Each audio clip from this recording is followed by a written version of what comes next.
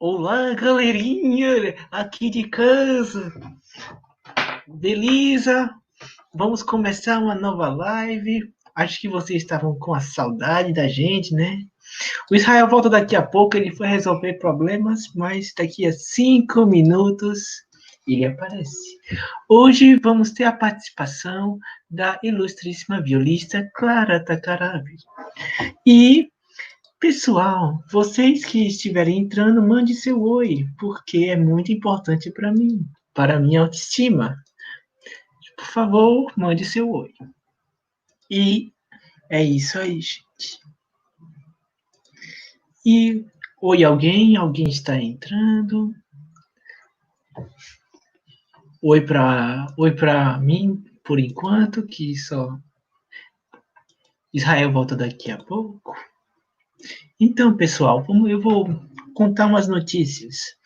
Aqui em Florianópolis, estava fazendo um frio danado semana passada, mas agora está quente. Está bem quente mesmo. Um inverno que tá de rachar. Isso não é muito bom, né? Mas é isso. Quem tiver entrando, por favor, mande seu oi. E Israel, se tiver entrando, por favor, apareça para eu não ficar sozinho aqui, tá? E enquanto isso, as nossas lives vão seguir normal, não se preocupe, vai ser top. E, poxa, é isso aí. Boa noite, pessoal. Israel, cadê você, meu filho? Tô precisando de você. Pra papiar, cadê? Israel.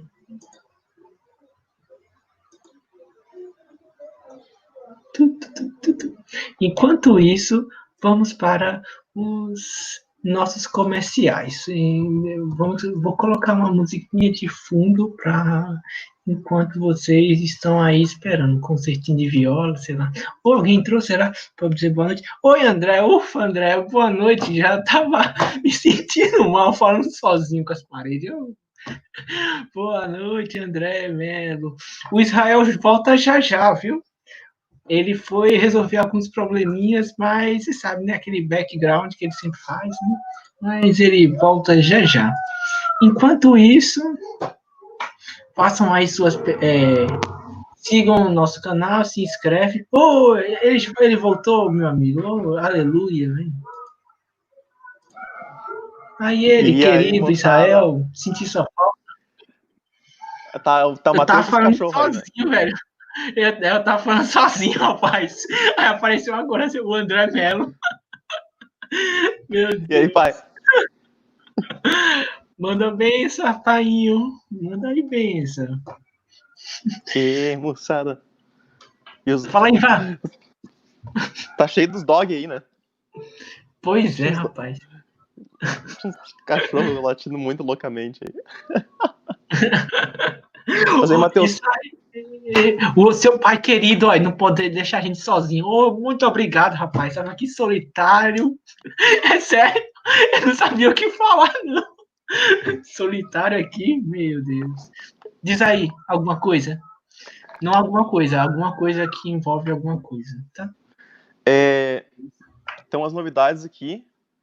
Não tem nenhuma. Poxa, velho, Só acabou com avisando. o assunto. Às vezes as pessoas me perguntam o que tem de novidade, tá? Ontem eu fiz uma videochamada com meus pais e tal.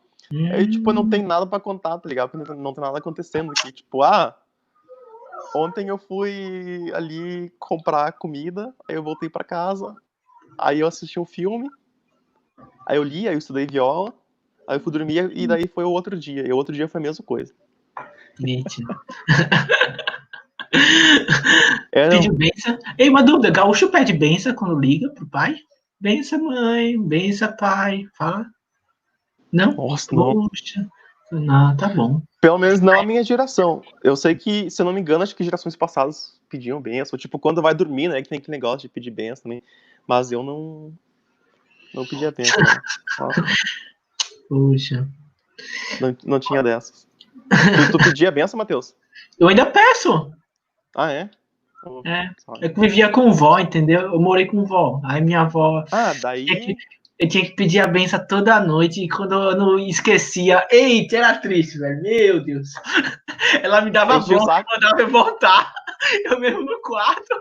Aí eu voltava e pedia benção, avó. E Deus te abençoe, meu filho. Aí eu ia dormir. Acredita? É tenso, rapaz. Que loucura. Que loucura. Eras de chamar agora, hein? Chamar já? Convidado? Bora. Porque hoje tá diferente. Gente, é isso aí. Vamos chamar convidados. E sigam, inscrevam e curtam o canal. André Melo, eu sei que você já tá curtindo, né? Você é um exemplo. Aí. André até respondeu, tem que responder rapidinho. Gerações. Entendi. Pode crer. Aulinha de história. Então vamos chamar agora a nossa convidada, a Clara Takarabe. Boa noite.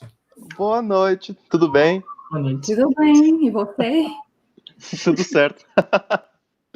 I really don't know if I should do this in Portuguese or English, but I'm just gonna do it in English, so we don't have any trouble.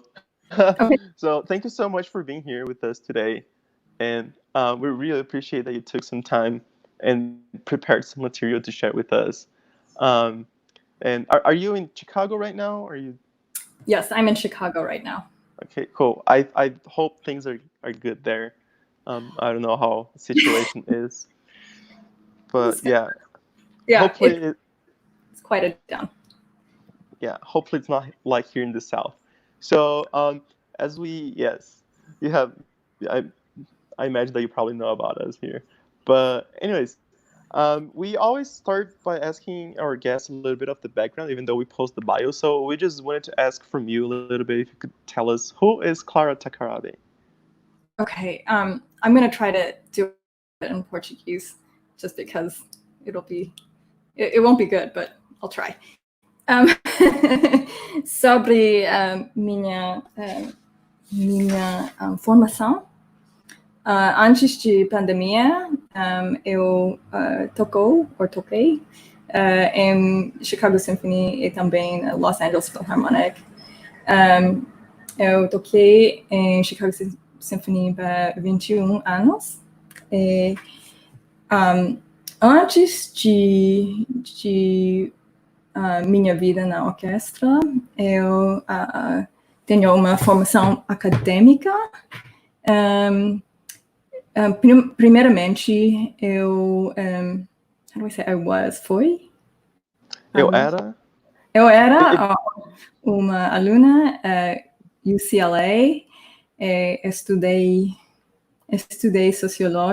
sociologia e filosofia, e depois de UCLA eu era em University of Chicago e era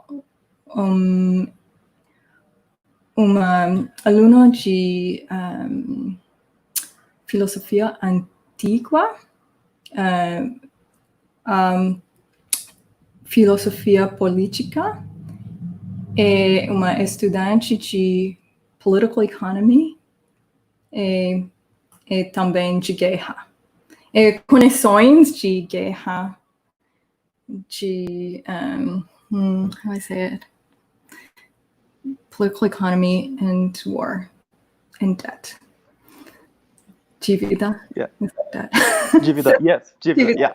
Okay, so agora eu porque ninguém faz performances. Eu sou well, where's my vocabulary list? Eu estou fazendo pesquisa in a hospital. Now I'm going to speak English because I don't know how to say any of this. Sure. I've designed a number of research projects that involve the application of music in medical settings, whether it is a situation of epilepsy, brain tumor. I'm working in the neurology ward right now, but I've designed a physician burnout, like a physician depression research project. I'm also working on a cardiology project, looking at blood pressure. Also working possibly in the working on writing something on a headache clinic for migraine. So could you translate that? Oh my God, I kind of like forgot Things, but yeah, but actually, I think we don't need to worry about that right now. And yeah, we're gonna have subtitles later. Okay. Sorry. It's like when people don't tell me, oh, I'm gonna say something, then have to translate. I just like kind of, like don't even focus on trying to translate it. So I'm sorry. But anyways. No worries. Então, eu tenho uma tema que me interessa muito, que é how do I say this? The struggle that students have when they feel they started late. Então, as dificuldades que as pessoas têm quando elas sentem que elas começaram muito tarde. Okay, so I prepared a statement to read. It'll take about 5 minutes, I think, maybe more, maybe 10 minutes if I read slow. So,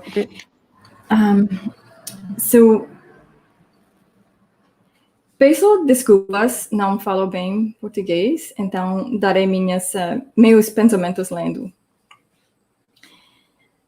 Eu sou uma professora de violino e viola no FEMUSC, mas também sou a filósofa residente no FEMUSC, que é uma posição de profunda importância para mim. Ser filósofa residente significa que eu apresento uma série de palestras sobre tópicos aos quais eu acredito que mais interessam aos alunos. É meu desejo de aliviar parte do estresse que jovens músicos experienciam. Estou trabalhando em uma quarta palestra para o próximo festival. Estou trabalhando em uma palestra que se chamará Eu Comecei Tarde e Agora Estou Velho Demais, em honra às batalhas dos estudantes. Muitos alunos me disseram que começaram a estudar música tarde na vida, o que quer que isso signifique. É que eles temem estar tão atrás em relação a algum padrão imaginário que possa ser muito tarde para se tornarem músicos. Essa preocupação traz tanta ansiedade aos estudantes a ponto de, às vezes, eles mal conseguiam falar e ficarem com medo de até mesmo serem vistos proferindo seus temores. Esse medo tem sido comentado comigo no privado a cada ano que venho ao FEMUSC. Eu creio que seja o momento para esta conversa emergir do privado mundo secreto, assustado e obscuro, para adentrar no domínio público, uma vez que muitas pessoas compartilham esse medo secreto. Nós precisamos discutir isso.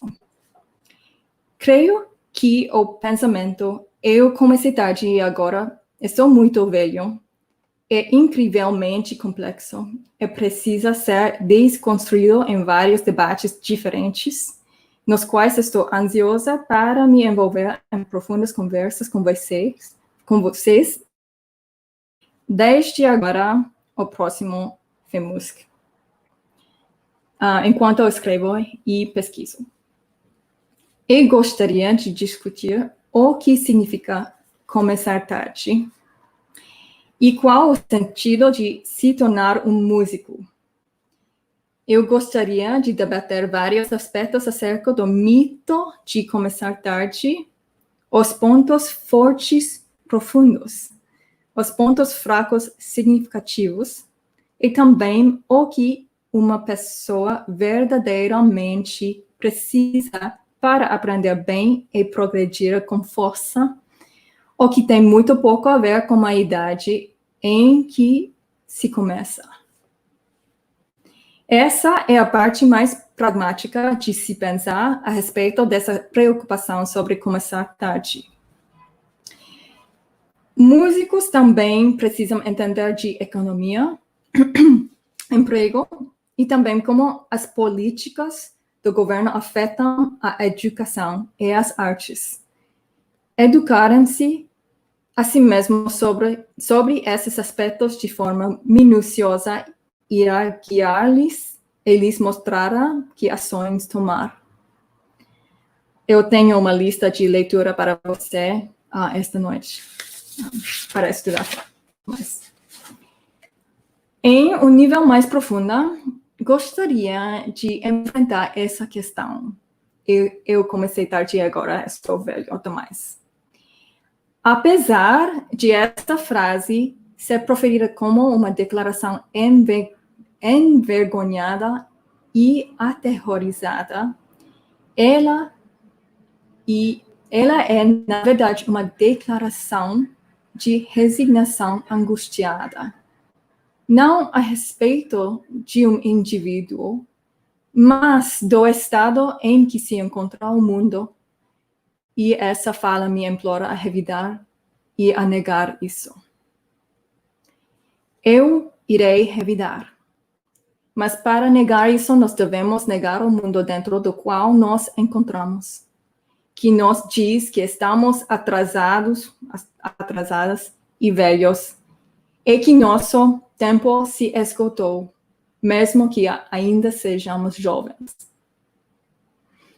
Eu penso que, em um nível, estudantes acreditam que o mundo diz respeito a encontrar um lugar na hierarquia social e na hierarquia de emprego existentes.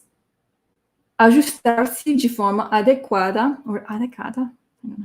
às ordens social e de emprego são meios de prevenir sua queda e sua falha. Então, eles convencem a eles mesmos de que essa é a vida que querem. Às vezes, eles chamam esse ajuste à ordem social de felicidade futura. Essa é uma arena muito obscura na qual se vive a vida e eu não a recomendo. Fundamentalmente, estudantes querem se prevenir a experienciar humilhações. Evitar humilhação não é a mesma coisa que construir uma vida cheia de profundo valor. Eu vejo essa energia para evitar a humilhação e isso me preocupa. Eu não quero viver uma vida naquele mundo em que a humilhação é iminente. Eu quero um mundo diferente e quero todos nós o criemos. Desespere-se, sim, se você quer simplesmente se encaixar na ordem social que lhe é dada.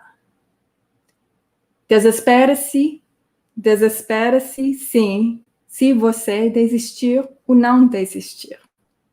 Se o propósito é se encaixar dentro desta ordem social existente, repleta de duas amarras, impossibilidades, humilhação iminente.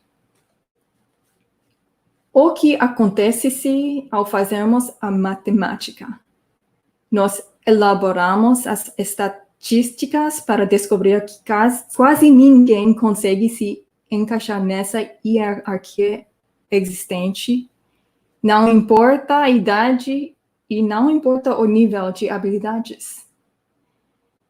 Que tipo de mundo é esse em que muitos poucos pertencem? É um mundo em que apenas alguns pertencem, é uma realidade de cordialidade, ideias, criatividades ou imaginação? Eu não acho que seja. Eu penso que precisamos de mais ideias, de mais teorias, de mais planos, de muito mais esferas de ação. Eu penso que há muito trabalho a ser feito no mundo da música. Eu penso que nós precisamos reconceber o mundo. Nós somos artistas, afinal. E nosso trabalho é construir mundos, não nos encaixarmos no mundo existente. Eu penso que precisamos de ideias e teorias para que possamos lutar bravamente por um mundo em que valha a pena viver para a maioria. Eu acho que é nosso lugar, como artistas, ou de reimaginar trabalho, ocupação, beleza e a ordem social.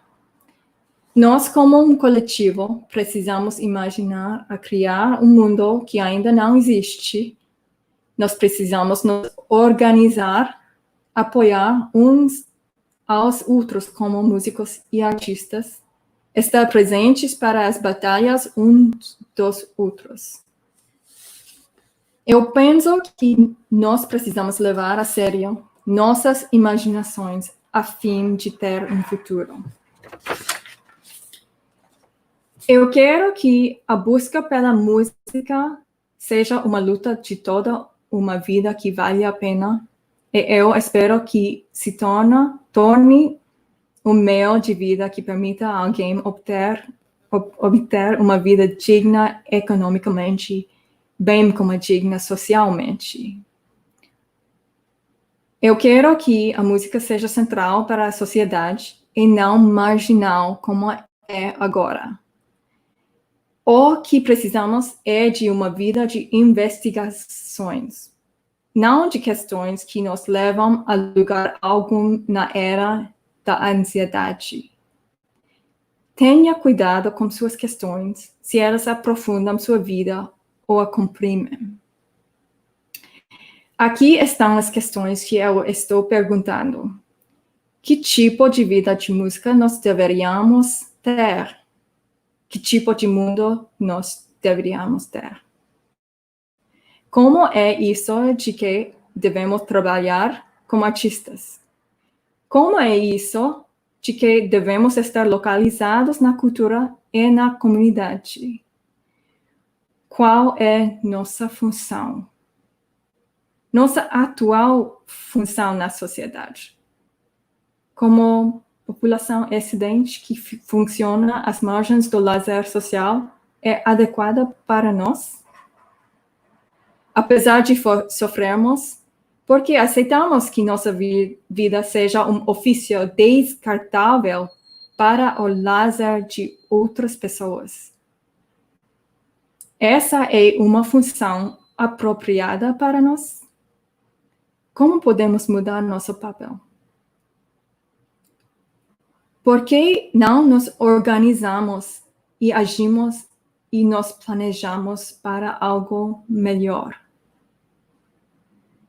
Eu acredito que, ao pensarmos sobre isso, teríamos um caminho mais claro diante de nós, como artistas e músicos que carregamos conosco a capacidade de fazer mundos através de nossas forças, voz e imaginação coletivas.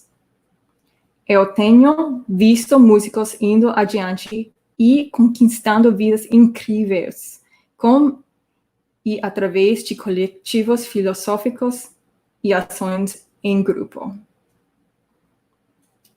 Thank you. Obrigada. That was awesome. Your Portuguese is so good. I didn't do that for myself. No, but it's really good. Yeah. Thank you. Thank you. Does anyone have questions? I have a reading list I would really like to introduce to musicians so they can fight. Yeah. For their My life. first question was if you could show us the books, actually. Okay, here we go. Yes. I have a reading list for you. All right, this is the whole list, but I will go through, whoops, how does the camera work? I will go through every book. Okay, book by book. Okay.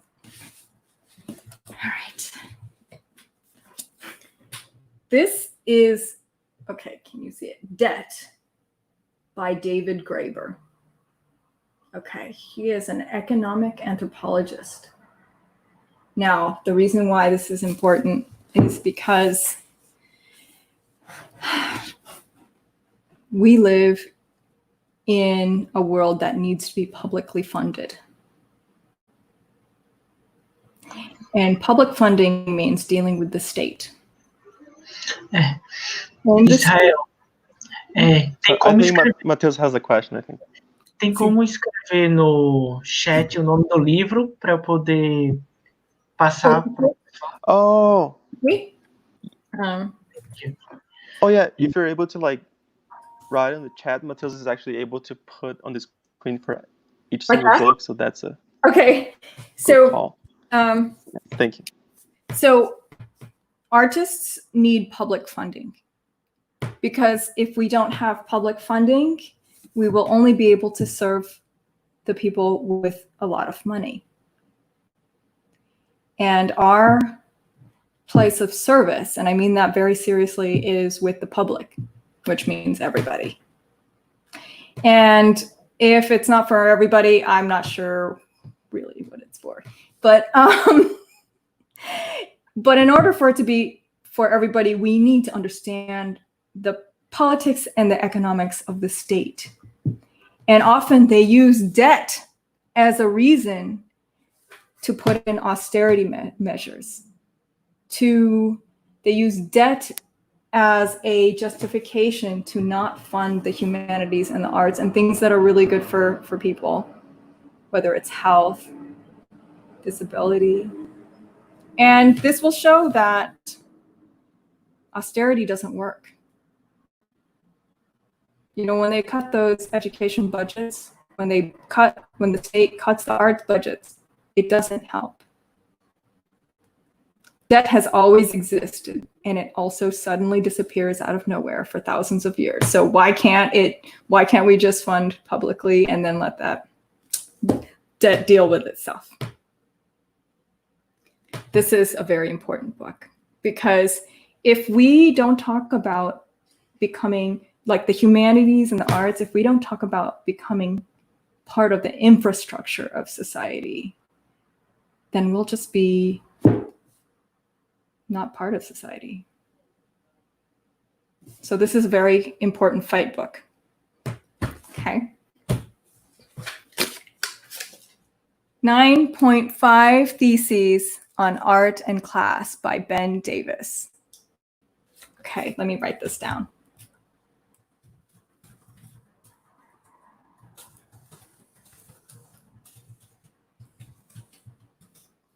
This is a very important book. It's quite new.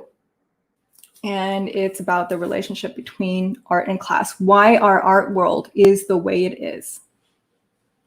I don't think it's good for students to try to fight their way into a world that exists now. We need to understand how it exists, and we need to change the art world. Okay. This is also an explanation of why the arts are profoundly limited everywhere. I mean, but this is about the United States.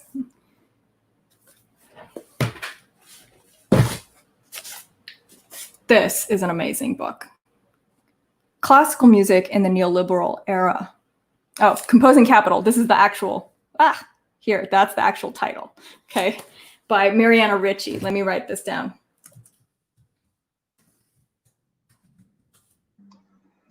Israel, tô colocando tudo no chat, viu? Beleza. Atrás do banner, né? Não precisa. All right. This is actually about new compositions that are being commissioned across the United States, and how that functions in a pretty dark way with real estate in particular, how art is used to take people's property from them. So do we as artists want to be part of gentrification, or do we want to, as artists, do we want to be part of prettifying something that's ugly? like population transfer. Do we want to be part of that? Do we want part of money laundering? You know, this is what non-public money is about, right? So this is a very controversial book. Some people hate it. I love it. Sigmund Freud, Inhibition, Symptoms, and Anxiety. Okay, let me write this down.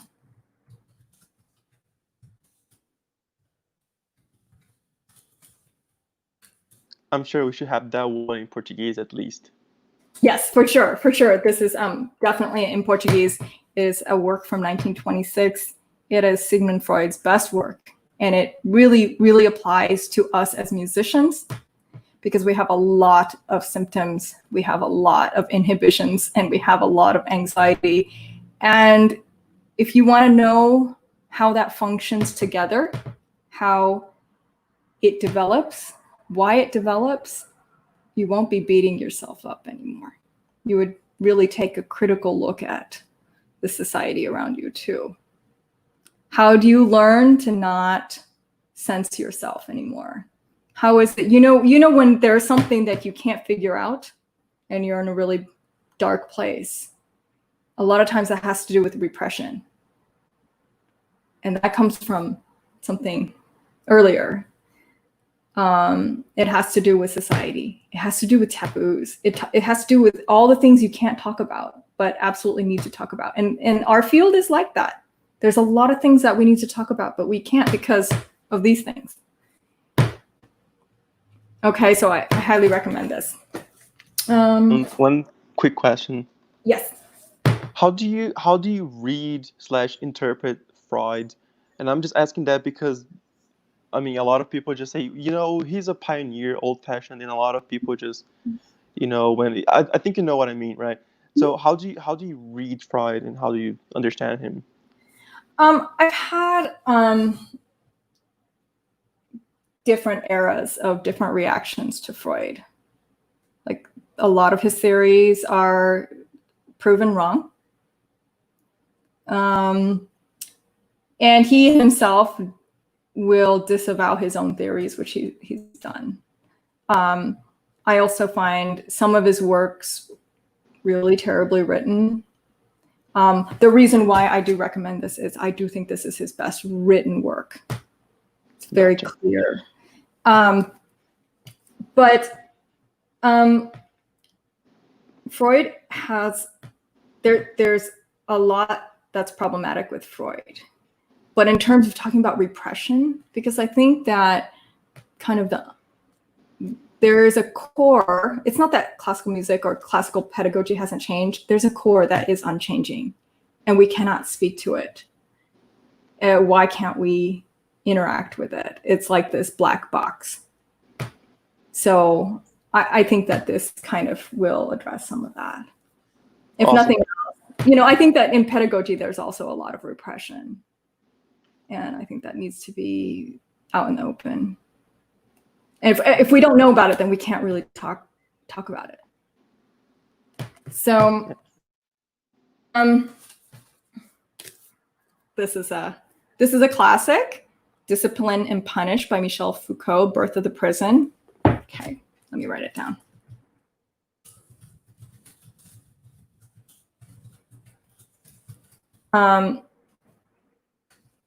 Michel Foucault is an amazing philosopher, psychiatrist, and also an incredible Greek scholar. Where do I start with him? This is a really tough book to read. It's about the birth of the prison and how torture went from public to private. And it's in the hiding of violence that power is reconfigured in society. Interestingly, it's also kind of a type of history on the development of institutions. And as musicians, we need to understand that we're part of that institutional development. Armies, hospitals, psychiatric institutions, schools, and also orchestras, all developed kind of in the same period. And these institutions wield power in an invisible way of policing. And I think we need to know that, and we need to talk about the institutions that we're in and why they behave the way they do, instead of blaming ourselves for why we don't understand what's happening, or why we feel fearful or hopeless when we can't be spoken to about the context that we're in. I think that we need to arm ourselves with theories, and this is a very critical theory. This is kind of a Bible for sociology, and it should be a Bible for musicians, so that we can really understand how power works.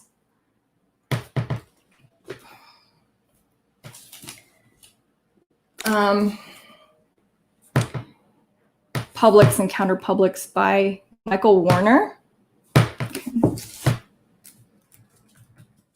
Oops, let me get in the chat. Publics and Counter.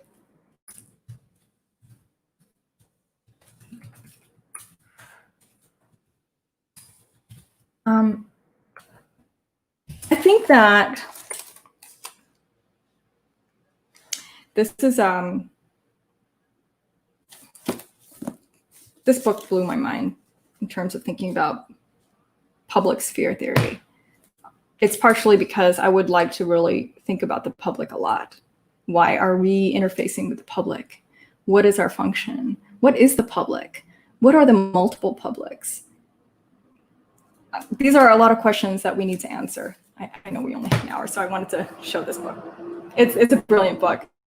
I want all musicians to think about the public, and that is their focus of attention. That in some ways we are, what are we doing with our human energy? What is the point of being a musician? So is it to sit in your bathroom and play really well for yourself? You know, chances are, even if you're doing that, you're still overheard by someone. And so, and that still has meaning, and we need to understand what this is and take more steps from there.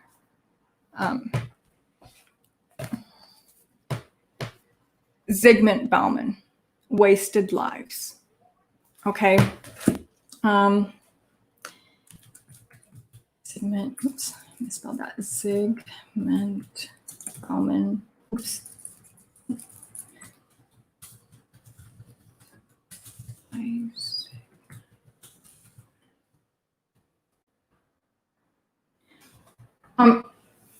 So Zygmunt Bauman's brilliant because he talks about the economics of today, which is austerity. It's Chicago School of Economics.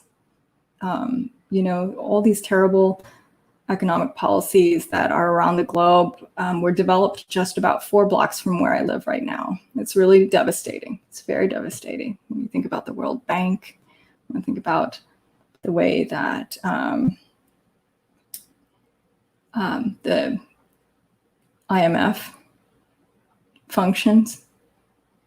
It has destroyed society, culture, and lives across the globe. And it's also really affected the arts. And it's made us like economic refugees. We have no place. We have no funding. This is a dark book on how, I think that we can't just look at ourselves as like violists, but we need to look at ourselves as marginalized labor or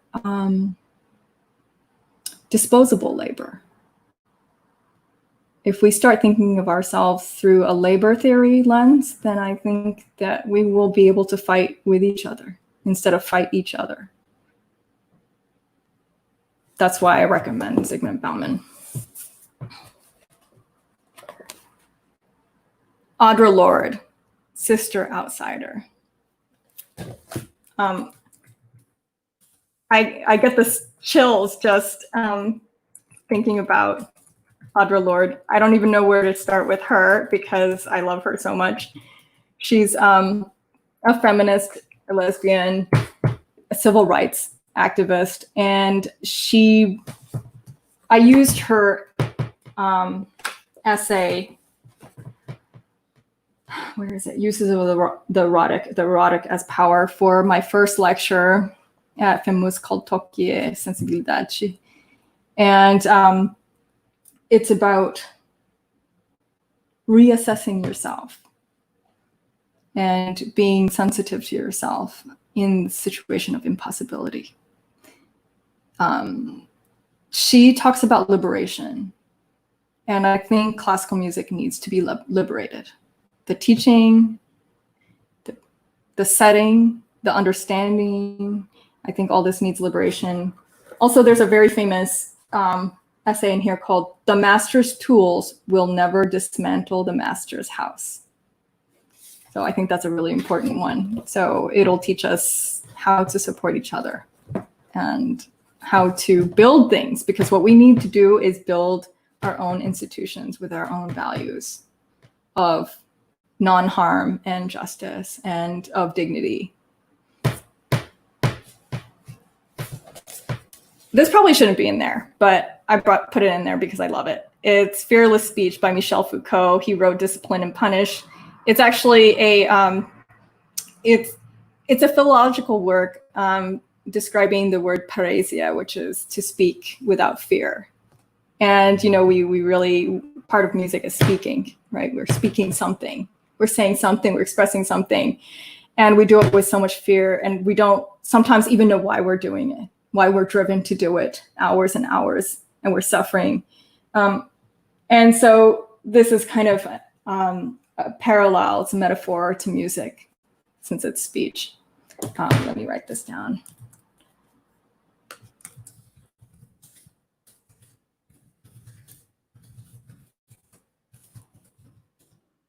Okay, so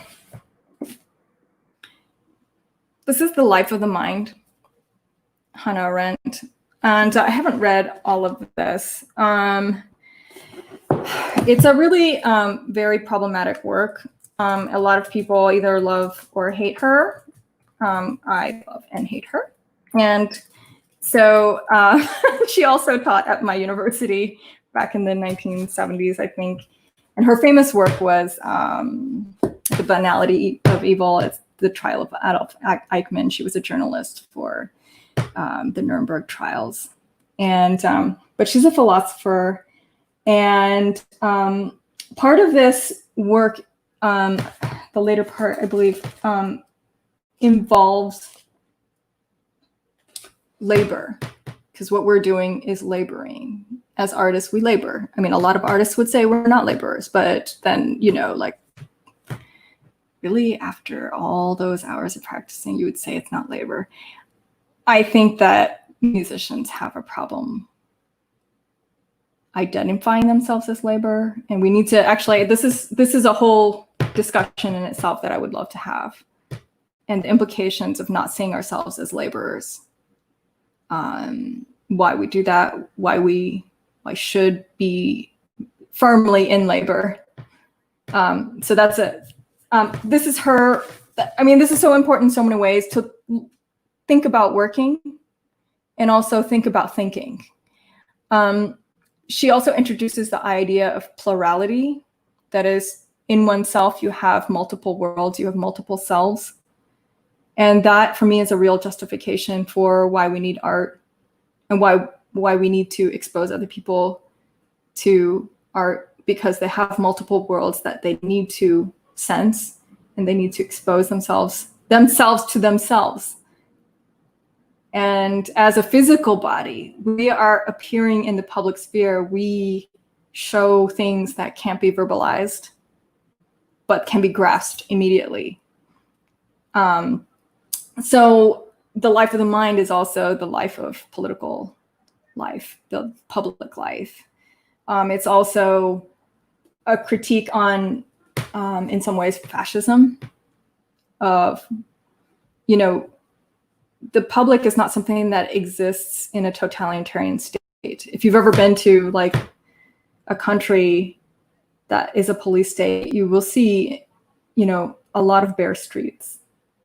So as musicians, we need to be very mindful of the public and study it and really cherish the public as well as public funds. And so, have a really deep philosophical reasons for to articulate the plurality of each person. Because I think we get really stuck in identity instead of individual plurality in oneself. So that's why I think she's really important. And distinction, social critique of the judgment of taste by Pierre Bourdieu. This is a really unpleasant work to read because it's hard to read.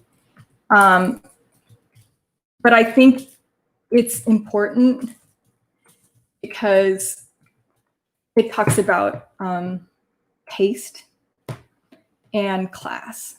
And actually, context, it's called habitus, like the context in which we function as artists.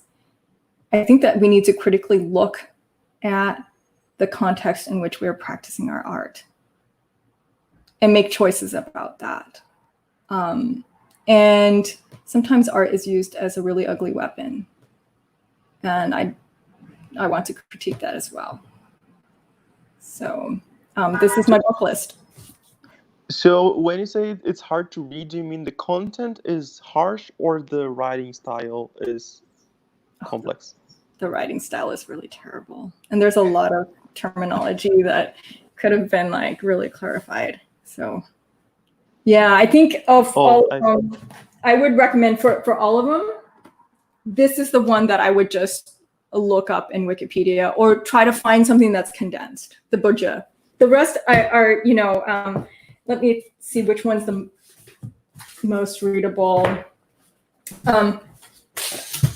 Debt is it's a page turner. You can't put it down once you start. Okay, it's well written. This is dense, but it's very direct. There's not a lot of terminology in there. This is actually the first chapter is a little bit slow, but then afterwards it goes really fast. And let me see. This is a bit torturous to read. The Foucault Discipline and Punish is a little difficult. He has really strangely long sentences, and he could have had a better translator. This is a page turner. You're not going to be able to put it down once you start. Same thing here. You won't be able to put it down. It's so great. This is awesome. It probably shouldn't be on this list, but I love it. This is pretty boring, but it's got some really important stuff, but very boring.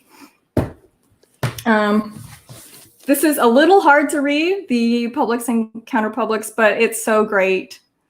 You can't put it down. Oops. And actually, the Freud. If the background on ego development and superego and id, if you don't have that background, it's a little bit hard to read. But he does describe it. He describes it. It's just there's a lot of terms you have to keep in your mind, but it's really worth reading, in my opinion. You're gonna look at everything differently. Like when you hear someone talk, and then you start hearing what they're not saying. Mm-hmm. So that's awesome. That's an awesome list. I'm actually super excited to start reading some of that. Seriously. It's gonna be great. I hope you enjoy it. I really loved reading all of this. Yeah. I actually do have a question which we were kind of talking before this, which is, so for example, the material that you prepared in Portuguese is, eu comecei tarde, so I started kind of late. So do you mind sharing your ideas and thoughts about the age that you start? So I think there's a real myth that people should start, when they're like 2 or 3 or 4, and then you have, a range of very strong and strict teachers, or even kind but strict teachers, and then you go to a conservatory that is very famous with a famous teacher, and then you'll get a job. Now, I want to critique all that. I think that a lot of people actually go through that, and then they get the few jobs that are out there. But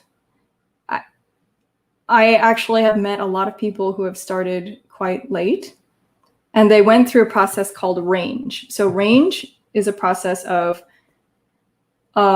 exploration, where you try this and you try that. I mean, for me, I was a violinist first, and then I quit, and I didn't play for years. And then I was a sociology student, and then I was a Greek student, I was philosophy and political science student. And then I started playing viola when I was 20.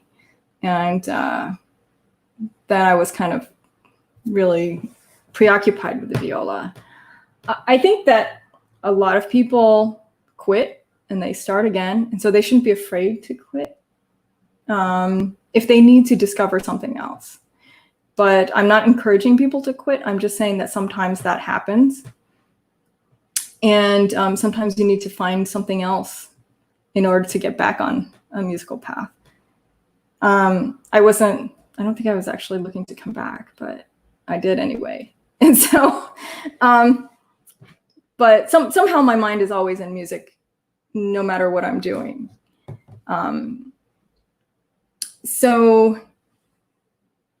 For example, when I was studying ancient philosophy and political economy, I wrote my thesis on the Republic, Plato's Republic, which is, in my opinion, kind of like this PTSD document on the Peloponnesian War, on how society was democratically, well, quote, democratically destroyed by vote. And it's a lot like today here, but, and how the society destroyed itself, and it destroyed their friends and their allies. Didn't matter if you were an enemy or a friend, you got destroyed. And out of that destruction, Plato actually wrote the first Western document on governance. And that book on governance was also the first music education document. So, wait, what's called again? Sorry. Plato's Republic. The Republic. Gotcha. Yeah. Uh-huh. So he talks about, it's a very conservative document. It has a lot of problems with it, but I don't think it has problems because it's conservative. I think it's got problems because it is a document coming out of trauma. And when you have trauma, you're going in a lot of directions at once. And there's a certain kind of desire for order amongst disorder.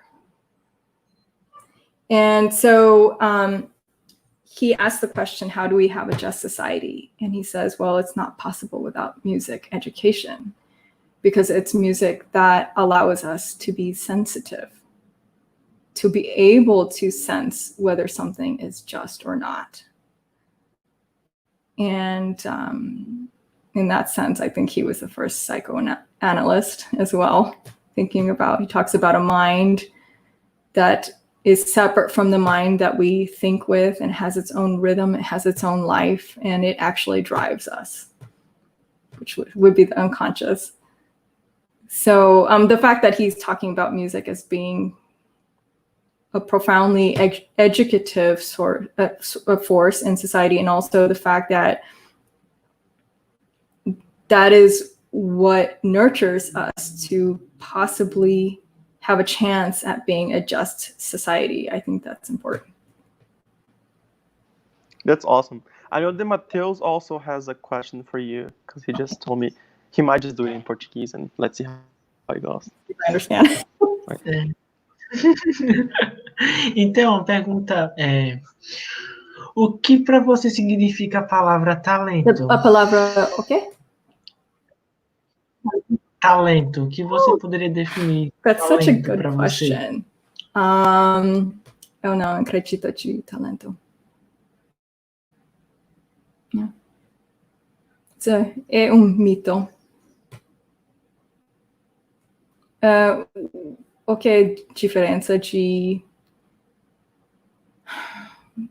uma expressão profunda e talento? Pode falar inglês, qualquer coisa, para, Okay, so né? maybe I'll Mais make tranquilo. more sense.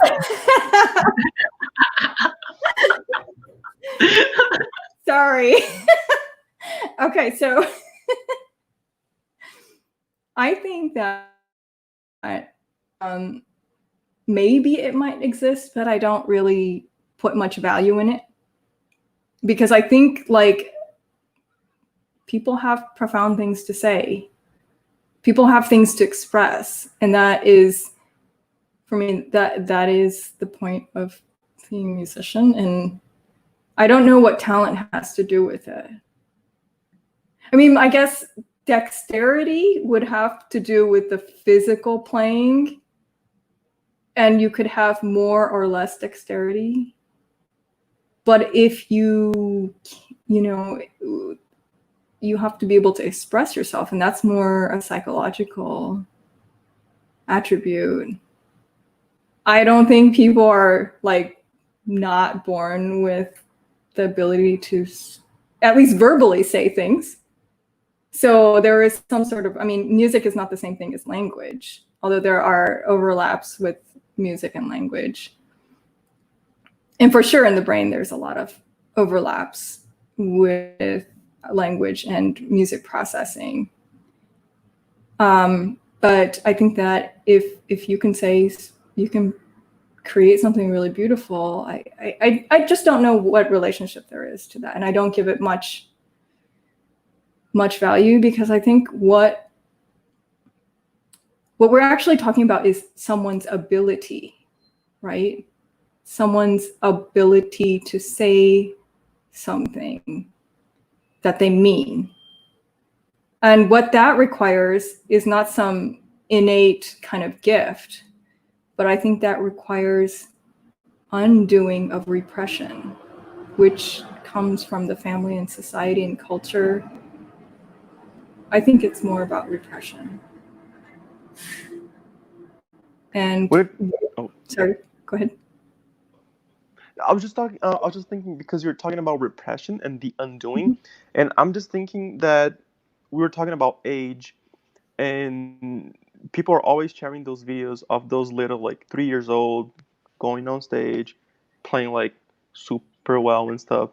But wouldn't that maybe speak some kind of repression, like a childhood repression, or in a way?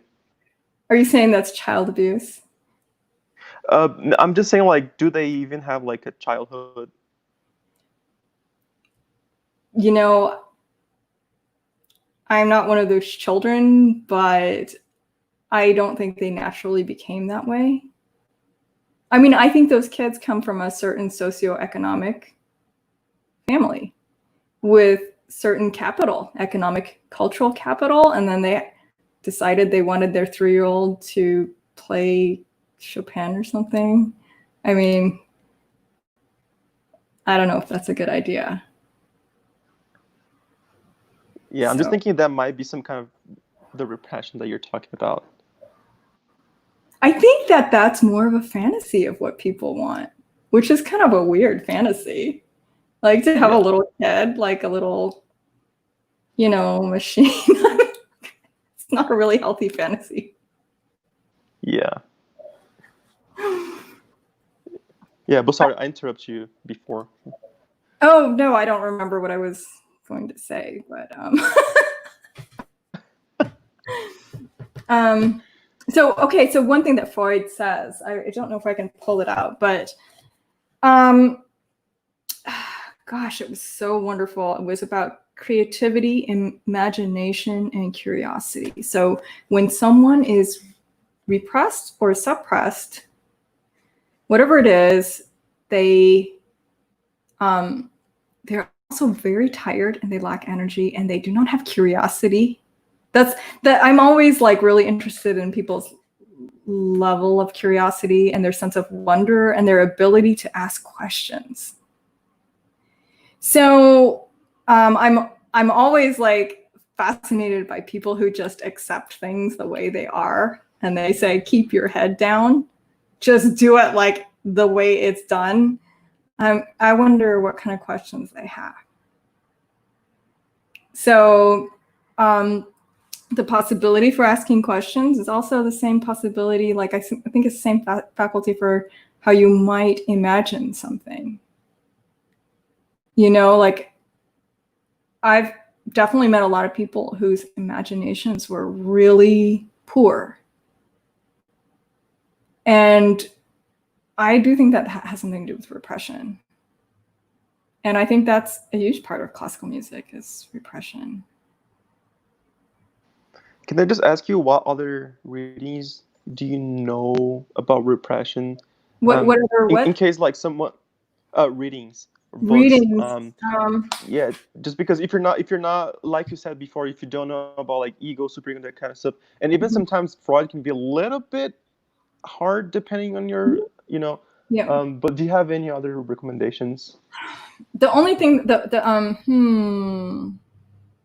Okay, so I have another book and I forgot to bring it to the screen. It's Wilfred R. Bion, Learning from Experience. And Bion is an English, he's from the British Psychoanalytic School. So they're really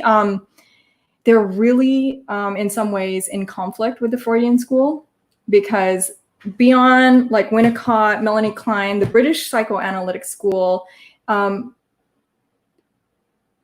but they're called the object relations school of psychoanalysis because they believe that you're created by a million different experiences, and that's what creates you. That you're not like, you know, born exactly the way, you know, you have this character, it's kind of there, and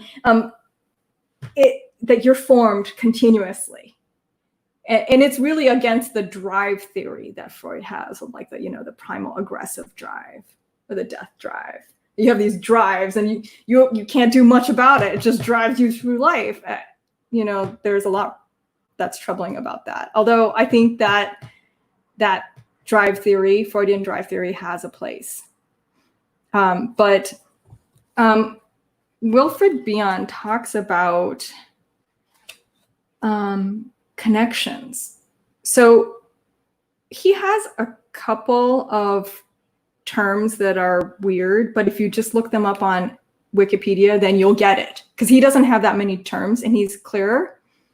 Learning from experience is about people who do not want to make connections in thinking. You know, there's a lot of people who do not want to go and connect all these things that are clearly connected. It's too threatening for them. So this book, Learning from Experience, is like not talking about repression directly, but the refusal to make sense of things that is part of your life. You know, you see this thing, let's wonder about it. Why is it working this way? But then you refuse to put the ideas together. You know. I think Matheus has a question. Go on. Yes. Eu tenho medo da pergunta, mas eu vou perguntar. É uma pergunta bem simples. Ok. Ouvindo tudo isso que você falou, o que é para você ser músico, então?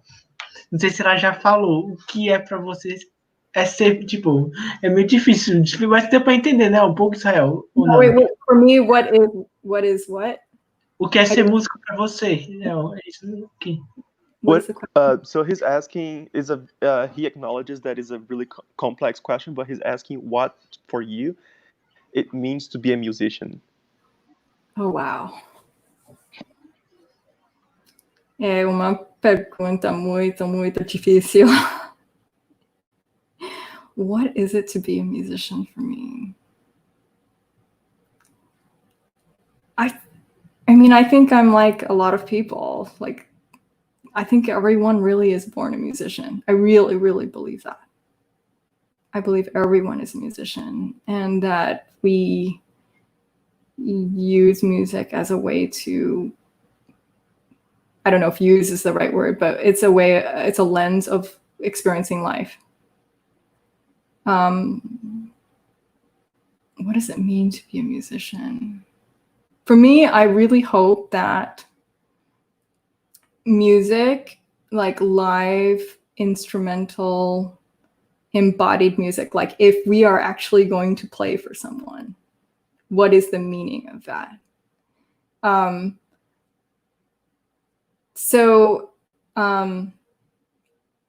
writing another lecture on the public. I think that, so my answer won't be about me. Okay, so my answer is about, like, what is it for a musician to appear in the public? You know, we embody some sort of sound, and it has colors, it has emotions in it. And then we play in a certain way, whether it's with a flexible body or a rigid body or body that can barely move, or we do this really enigmatic thing that comes and goes, and then we do it and then it's gone. And then somehow people are changed or not changed. So I do think that musicians ideally are public servants and philosophers. And in some ways will, you know, demonstrate with their bodies this flexible, tender body that is in opposition to the cultural body. That's one of my hopes. You know, there's a lot of people who live through speech, like they talk, and they have a very verbal life, or they have a work life, and there are just so many boundaries around that, and there's all these limitations. And I really hope that being a musician is about liberation. Liberation from a lot of things. Liberation from capitalism, liberation from abuse, liberation from cultural limitations.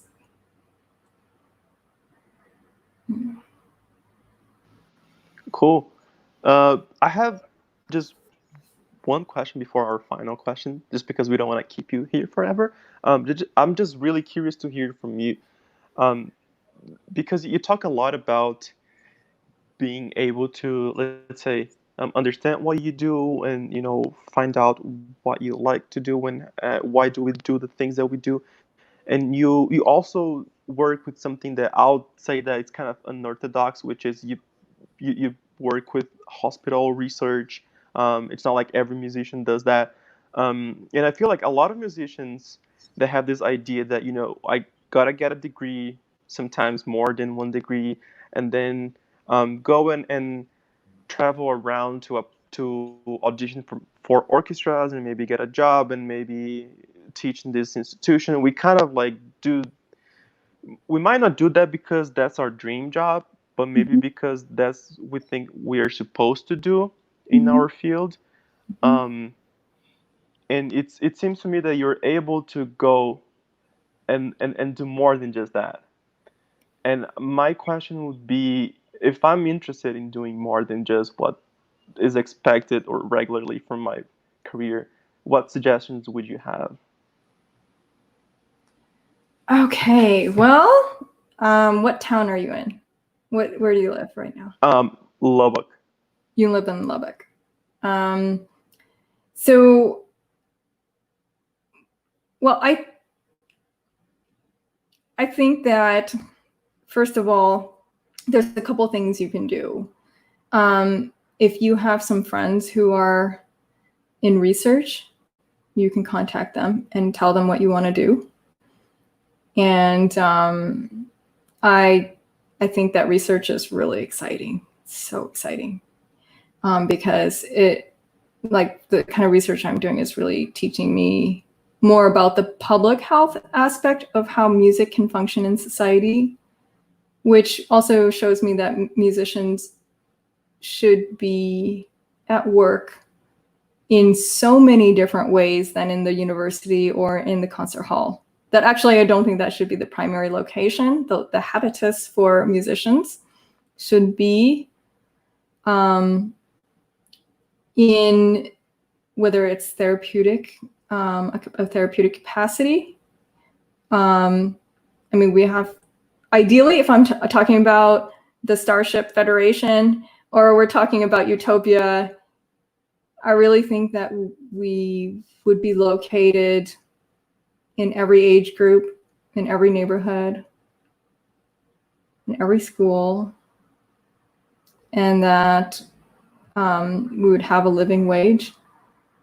We would have health care and disability and retirement. That's what I hope for. But we can't get that without, if we're fighting each other, we can't get that. We have to organize. We got to organize a lot, and we got to party and drink all the way through. I hope so. I hope we're able to do that. I think so, this is a special time where people are really organizing. And so I hope that you become part of that. Yes, me too. Cool. So for we always end this with the same question for everyone, and I'm very curious to see what you're gonna say. In times like these, you know, because of the corona and the pandemic, a lot of people were just not playing any ensemble, or a lot of people are just not having lessons at all. There are many people in Brazil who don't have the equipment to be able to have online interaction, and you know, so to have lessons or whatever they need. And we actually created this at this channel that we have at the very beginning of the pandemic, in order to be able to not just to provide information for people, but also to motivate us, and why not create a community of people and share. So what are your thoughts, suggestions, or advices for us as musicians in times like these? Okay. Gosh, I don't know really where to start. I think it's hard if the students in Brazil don't have access. I think that makes things a lot harder. In terms of like safety, I think that they could still have lessons. For example, you can have lessons outside, right, at a distance. I also think that there should be like people, I may say this too much, but people need to organize. People need to organize, and organize. And they shouldn't be in isolation. And you could still organize in the pandemic. There's tons of organizing going on here in the United States in terms of musicians and cultural workers and artists and scientists. We're all organizing. I'm meeting, I don't know, every other day. I'm in meetings. If there's some, you know, safe and healthy way to have, I also think that private lessons are overvalued, and that, you know, groups of 3 or 4 people can really learn a lot from each other. I think that teachers will change how they teach. And in my own neighborhood, like here in Chicago, there are teachers that are just sick of teaching the way they used to teach, and they want to teach in a radically different way. And I'm sure there are those teachers in Brazil who are rethinking how to teach. I mean, there's a group of teachers that no longer want to take like private students from only those who can pay. I mean, there must be teachers in Brazil that are like, okay, we need a public pot to put money in, and that we're just going to teach kids who really want to learn. I think that new models will grow out of this. I mean, I'm seeing it right here where I live, where people are really debating how to teach, whether to teach. It's not business as usual anymore. So, but what I can say is that I encourage everyone to organize, whether to get on the phone and just call each other and have a group talk, even 3-4 people, new ideas will come. A lot of new ideas. Like amongst the musicians I know here, we started a new magazine. It's going to go online in December, critiquing the art world, the economics of the art world. You know, there's the politics of how art works. I think the art world is on fire right now. And so, but it comes from organizing. And it's not to follow the model we had anymore. I think we should just get rid of it. And I think that also instead of focusing on what students may not be able to gain access to, I think that studying economics, not so that they would, you know, become rich, but to understand how the world works is really important. Because you need, I mean, this is the time where you really can't perform. You can't really go to university. I mean, some universities will be open, but I think it's really important to study and critique the way the world is, get a critical look. And that takes time. That takes time, takes reading, takes research. I want people to use this time to think about whether they really want to, you know, go forward and use their time in this way that really damages their body and their mind. You know, I think we're not supposed to show the public a damaged mind and body. I don't think that's the point. So, does that answer your question? That's amazing. Awesome. Israel, Israel, tem uma coisa interessante, tipo, rapidinho para dizer tudo. Tinha uma coisa envolvendo a sua pergunta que me deixou, tipo, a pulga para perguntar, para já olhar, tipo, dessa da pandemia, que é, na opinião dela, tipo, que até vai motivar. Qual a opinião dela em relação do que vai acontecer com a música daqui no próximo ano? Tipo, na opinião dela, da música clássica. Oh, desculpe, eu não entendi. Oh, he's just asking what do you think is going to happen to the concert music, like within a year? What's going to happen? Scenario what's the scenario going to be? Yeah. I think Europe is already going back to concerts, so it depends on where. Like I think in Europe, and I think in Asia, things will kind of go back to normal, but in the United States, there's no way. And I think in Brazil, there's no way. Unfortunately, I think there will be carnage. There already is a lot of death. I think actually in Brazil, the concerts will go on, and that will be very dangerous. I mean, aren't people having concerts right now? I think they're not, as far as I'm concerned. But yeah, the situation in Brazil is certainly very troubling. Not right? Good. Yes. Yeah. Mm-hmm, mm-hmm. So I think like we're gonna have elections in November if we have elections, and I think there's gonna be uprisings from next month here in the United States due to the school situation. Like there's no clarity on whether children will go back to school. And then in Portland, there's been about 54 days of conflict with the police and the federal, forces against the citizens of Portland. And I think there's going to be a lot of people getting hurt, a lot of protesting, I don't know what's going to happen. And I think that the arts are never going to be the same, and I think that's okay. Yeah. That's a nice thing to hear, actually. Yeah, I think it's okay to not be the same, you know. It has to change. And from the people that I'm in contact with, which is a lot of artists, they're really, really, there's like this big dream of having community art. Can you imagine? So in Chicago, we have 50 wards. And there was this one group that had, it was a theater group. And in this one ward is like a jurisdiction of the city. So, you know, there's 50 little areas and they have someone that reports to the city hall.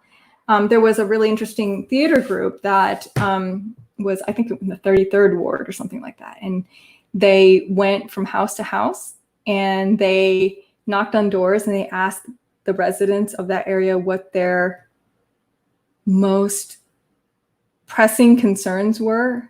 And they wrote it down, like hundreds of people. And then this group in this neighborhood hired musicians, actors, a librettist, a composer, stage builder, artists, you know, painters, and they created this like operetta on this area's life concerns. And like everybody went to this, and I don't see why we don't have 50 of these groups in every Chicago area to tell the story of the identity and the life story of what is happening now, you know, and creating a really interesting or controversial or ugly or tragic, beautiful work of art. Of course, it's going to be of varying qualities, but the story, you know, like the process of going door to door and asking people what their life is like and what is most troubling, and then making that part of art. I mean, that's more of my vision of how to be an artist, very much part of a people's story. And I think that people are really focusing on community art. That's a big dream. That's a big artist dream, is to really speak to a condition or situation that people are living in and to give it a voice, you know. That's amazing. So thank you so much for, you know, taking some of your time for being with us here today, and you put so much effort, and I'm going to make sure that I share with people about the material that you have prepared and the books. So we really appreciate everything that you have done for us today. And so thank you very much. My pleasure, my pleasure. Thank you for inviting me. Muito obrigado.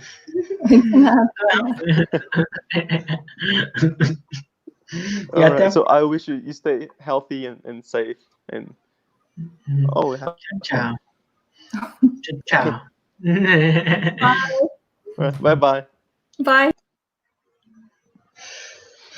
E agora a frase que o Matheus mais gosta. É isso aí, moçada. Isso, né? É a frase que o Matheus mais gosta. Então, era isso. Fiquem ligados, porque a nossa próxima live, semana que vem, a gente só tem uma live. E ela vai ser na quarta-feira. Fiquem ligados. Eu não lembro o horário, mas a gente vai postar. E as próximas 3 lives que a gente vai ter vão ser pelo Instagram. Só dizendo. Então, eu sei, infelizmente vocês não vão ver o rosto do Matheus, vai ser eu na câmera com o nosso convidado. Mas vai ser bonito, porque com o meu rosto, meu Deus do céu, né? Mas não se preocupem, porque daí o Matheus, para compensar, ele vai fazer mais algumas daquelas lives aleatórias que ele fez no Instagram, e tá decidido aqui, não tem como ele dizer não. É isso aí. Então era isso aí, moçada. Muito obrigado. Tchau, tchau. O Matheus não tem como dizer. Poxa, olha, Israel, deixa eu sozinho aí. Ei, não. Aí é osso, né? Obrigado, pessoal, que assistiu a live de hoje. Vocês são muito queridos. Obrigado, a Clara. Obrigado, Israel. Quem tiver online, me manda um oi aí. Vocês estão no meu coração. E é isso, né, gente? Vocês têm que se cuidar, né? E aí, Israel? O pessoal não entra, né? Tô esperando aqui pra passar o tempo. Olha, o pessoal tá entrando. E o pessoal que estiver entrando aí, manda um oi pra mim. Eu já tô saindo, tá? Eu só quero sentir a energia positiva para eu dormir bem. Desejei boa noite, que estou solitário. Acho que vocês sabem que eu moro sozinho, a gente precisa de carinho às vezes. Oi, Sônia, né? A gente precisa de carinho, a gente tem que dar um oizinho para ficar feliz. Aí eu posso, se entrar mais gente aí, quem sabe eu faço outra live aleatória. E semana que vem vai ter outra live com Israel, né? E aí, Bruno, beleza? Tá... Ô, gente, que isso, rapaz? Entrou agora? Você estava assistindo antes, rapaz? Que isso? Onde tu tava? Onde tu tava? Só agora tu entra? Oxe, ô, rapaz. Aí vacilou, hein? Vacilou feio. Mas beleza aí, né? Então, gente, se vocês. Olha, meta, se chegar a 10 pessoas visualizadas aqui, olha, quando der 1h30, 1h30 de live, eu faço a live aleatória. É a meta. Além disso, né, gente, espero que vocês estejam bem. E se vocês quiserem, eu posso responder perguntas, se vocês quiserem, sobre mim. Eu tenho muitas coisas interessantes. Se vocês quiserem aprender jutsus do Naruto, eu posso ensinar. Entendeu? Eu posso fazer. Por enquanto é a live 2.0, né, Bruno? Isso aí. Se passar 10 pessoas, vai ter uma live aleatória. Mas enquanto isso, não passou, é 4. Então, Israel. Então, no momento, não tá tendo, ó. Eu já prometi. Aí, então, gente, aí se for, eu posso fazer jutsu, Naruto. Mas enquanto isso, ó, enquanto o tempo tá passando, mais 4 minutinhos. Gente, que isso? Não, rapaz, eu preciso comer, eu não comi ainda não. É 10 pessoas, ainda não foi 10 pessoas. Quando for 10, aí a gente faz a live aleatória. Ainda não chegou a 10. Então, é isso. Então, gente, enquanto ninguém entra, eu vou contar detalhes sobre mim. Eu sou do Crato, Ceará. Eu tenho 27 anos, sou solteiro. É isso aí, gente, sou solteiro ainda, na praia. Poxa, porque eu tô falando isso, me dá nada a ver, né? Mas é isso. Eu comecei no violino. Eu aprendi tocando não tem aqueles violino masterclass, aquele velhinho barbudo. Eu comecei a estudar por ele. Mas acredita, eu não sabia usar o breu. Eu fiquei 2 meses tentando passar breu no arco. Cara, era uma vergonha, não saía som nenhum. O breu era ruim. 2 meses. Aí eu ficava vendo os vídeos e o som não saía, só passava vergonha. Aí eu fiquei irritado, aí eu comecei a tocar guitarra no violino, né? Eu comecei a fazer os bends no violino. Moral da história, não faça bend no seu violino, porque depois de 2 anos ele quebra. Ele quebrou o meu violino, de tanto eu achar que era uma guitarra. Entendeu? Olha, tem mais 2 minutos. Se não entrar 10 pessoas, eu vou descansar. Mas beleza, Bruno, eu entendo aí do seu norte, mas tudo bem, o importante é o seu. E Israel, não vai rolar, tô vendo que só tem mais 2 minutos, hein? E é isso. E então, gente, aí vocês viram, eu espero que o pessoal esteja gostando do Too Violence. A gente fez essas lives pensando em vocês. Eu sei que vocês sentem falta de uma presença bonita aqui da Bruna. Tem um caba feio como eu e um mestre, que é o Israel, né? Não é suficiente, mas aceita que dói menos. Por enquanto o que a gente tem para oferecer, né? Mas é isso, você tem que ou aceita ou chora. E então, ó, caraca, ainda tem 5 pessoas. Quem são essas 5 pessoas, rapaz? Vocês devem estar gostando do meu papo, né? Querem fazer perguntas sobre mim? Eu estou aqui disponível. Também tô entediado, também tô com fome, né? Ah, hoje eu vou comer cuscuz. Poxa, eu comi, adivinha o que eu comi ontem, gente? Comi cuscuz. E antes de ontem, cuscuz de novo, velho. Eu só como cuscuz, velho. É porque é mais barato e mais rápido para fazer, mas é sério, morar sozinho só comer cuscuz não dá, né? Mas é melhor que nada, né? Graças a Deus tem comida e pelo menos é cuscuz. Aí, cuscuz não é polenta, e passou 30 minutos, né? E tem 5 pessoas. E o que as pessoas estão fazendo e ouvindo, velho? Eu não entendo. Aqui tô falando nada a ver, coisas. Eu não entendo hoje, gente. Alguém tem alguma pergunta? Quer desejar boa noite para mim? Eu aceito um boa noite. Faz bem pro meu coração, entende? Essas coisas, esse carinho, reciprocidade, entende? Daqui a pouco eu vou sair, mas enquanto eu não saio, vocês são meus amigos, vocês podem conversar comigo. Ainda tem 4 pessoas, né? Não se preocupem que quem for assistir de novo essa live em breve vai editar e vai cortar essa parte, né? Porque isso aqui não faz diferença, não. Isso aí, vocês não estão aqui para ver meu rosto, né? E é isso, né, gente? Eu acho que vocês se cansaram de mim, né? E semana que vem temos mais live com o Gringo, vai ser pelo Instagram. Nossa, Instagram. Isso aí, gente. Lembrem de curtir. Que vácuo, hein, Matheus? É. Que filme. Ah, o filme, cara. Poxa, mesmo, rapaz. É que vácuo mesmo, hein, rapaz. Eu que levei o vácuo. Você que não levou o vácuo. Entende?